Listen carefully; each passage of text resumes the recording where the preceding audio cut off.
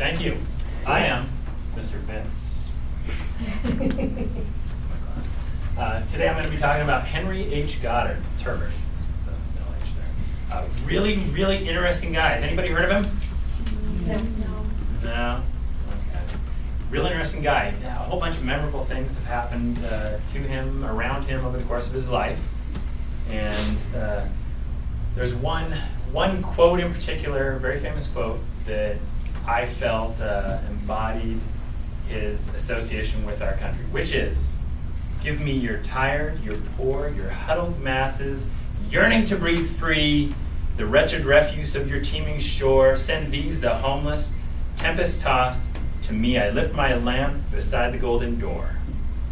Where's that scene? Anybody? Statue of Liberty. Statue of Liberty, that's right. Okay, double thumbs up. Thank you, guys. Statue of Liberty. The reason why I feel he's best associated with that quote is because Goddard set up in the early 20th century, around 1910, went to, with a lot of other really renowned scientists and psychologists, went to Ellis Island to work on this issue that they were having. They were seeing up to 5,000 immigrants per day that they were having to screen, and one of the major concerns they had was mental deficiencies, what they called, or what he came to call, feeble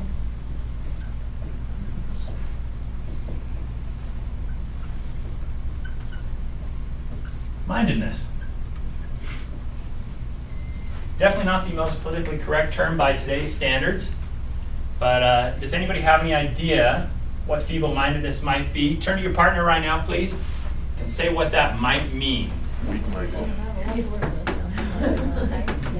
They didn't speak English, so they couldn't pass a test. That's what it means. And they were starving and trip over, I'm sure. I just heard that. That was good right there. Okay, class? Yes. Yeah. Anybody want to share something that they feel might be represented by this general term, feeble-mindedness? Tell me what you just said there. Oh, well, About the language? I overheard. yeah, we just find feeble-mindedness is not the sharpest knife in the block, but we wondered how did they test for feeble-mindedness if they probably didn't speak the language. It's a good, that's the whole, like cursor right there. What Goddard set up was a two-phase screening process at Ellis Island. The first, believe it or not, the first phase, this seems so archaic by today's standards to me, that's totally subjective there. But they set up basically an external screening. That was the first step. They looked for signs of feeble-mindedness, which is amazing to me. If the person that they saw, that person when they were passing the screening process, was deemed, oh, he looks like he's feeble-minded, then they pass him on through to the second stage. Now the second stage was derived from the IQ test. Goddard was able to come up with the questions that they used for that second stage because he was the first American to translate the Binet IQ test into English for use in America. He just distributed, I believe it was right around 80,000 copies of it, a huge number of copies for the purpose of screening for intelligence with children, with immigrants, and this was one of the first large-scale uses of it was here at Ellis Island. Got another Question? Yes. So did he give the test in English to all the immigrants that were coming over when he translated it? No, they had. I don't know. There's no video of what the screening process was. I didn't find any information about how exactly they did the screening. I'm sure that I could probably find some information through naturalization and immigration services about what the history was of the screening process, but related directly to Goddard, just the fact that he formulated this screening process using the IQ test. I'm going to assume that they had translators there, because otherwise, I mean, you had that quantity of people coming, they would have been thrown probably about half of them per day, screening them out as feeble-minded because of the difficulties in translation. Yeah. but like I said, that's my assumption. I'll get back to you on that.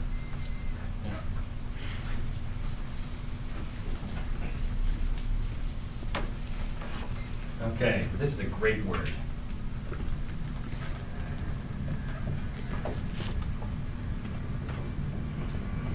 Now, if you can't read my script, eugenics. Is anybody familiar with that term? You are? Yes, he was Please my tell us. dude. Now I have to look it up. Sir Francis Galton came up with the term, and it is movement for improving the human race by hereditary control. Yeah. If that's- Yeah. What is that? Does that ring any bells with anybody as far as large cultural or social? Genocide. Genocide, that's one way. It could be linked to like fascism, neo-Nazism. Basically, it's self-direction of human evolution was the best quick definition that I saw.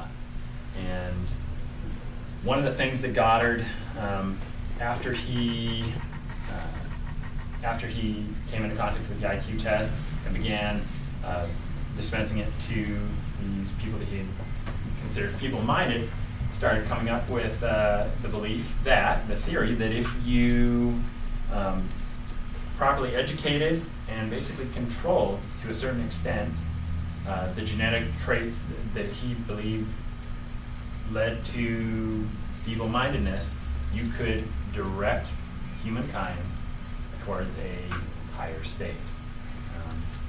Any opinions on that? Why don't you go ahead and talk to a partner about how you feel about eugenics and basically control. Scary stuff. Like the repercussions of it, but I don't fully disagree with it. I don't agree with anything I that believe in widespread. individual choices, you know, like testing, Yeah, taste I mean, that's what testing, they do. They do people with having dogs. choices. I mean, they all. But individually using eugenics on your own terms. There's a big major thing I wanted to say. But anyways, but it's true. We do it with dogs.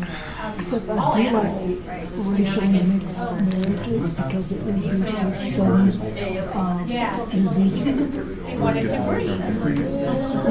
Well, Okay, it's class. some diseases in Yeah. some countries. Okay, thank you. Let's try that one more time. Class? Yes. Does anybody want, I'm not going to force anybody to do it, does anybody want to share their thoughts about eugenics and about the self-direction of humankind's evolution? Yes? I like eugenics if we use the word self, as in you choose your own eugenic path, as opposed to a government-instituted form of eugenics. So like if I want to marry a 7-foot Kenyan woman so I could have some athletic babies, then that should be up to me and something that I think people choose on their own. But Okay. being forced to would be a bad idea. So eugenics at an individual level. Do you think that you should have any kind of genetic altering then? Like, I'm not a huge fan of genetic altering. What you get is what you get. Anybody else? Well, I just, sorry. Yeah.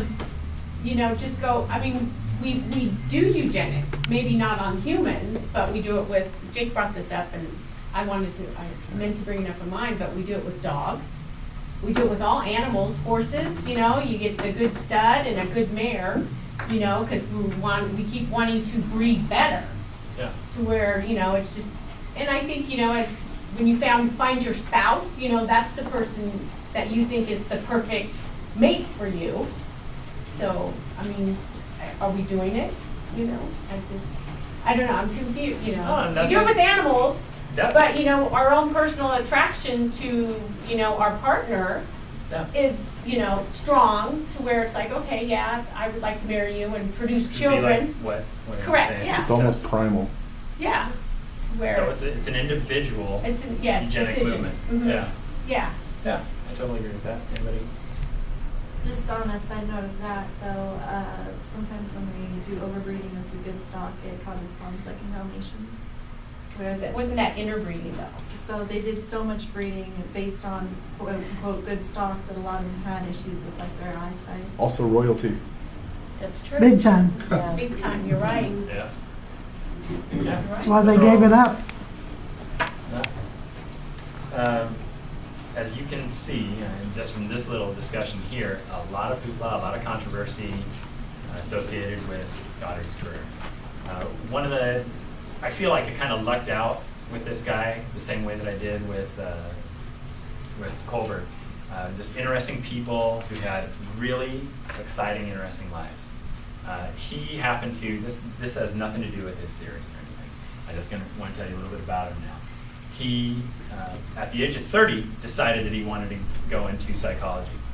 He'd already been a professor of Latin at USC, kind of by accident. He was out on the West Coast visiting his sister down in LA and dropped off a couple of letters of introduction to USC, and then heads up to Oakland hoping to get hired on up there. Well, he gets a letter back, and USC invites him down and says, you're going to teach these things, and he goes ahead and starts teaching, and he's the co-coach of the first USC football team. So, I mean, that right there, the fact that he was associated with Ellis Island, what a cool guy, right? Let's see, another thing that he did that I thought was pretty cool, he did push for legislation for the required education of people with disabilities, basically. And it was a really, really wide, broad range of disabilities that were listed in the initial legislation. That passed, and we still have basically the remnants of that today that have we're all going to deal with throughout our careers. Work with. Now, I'd like you to, if you don't mind, talk out loud with each other for about 20 seconds. I want 2 things, and I'll just call on 2 people afterward, 2 things that you found especially interesting about this guy.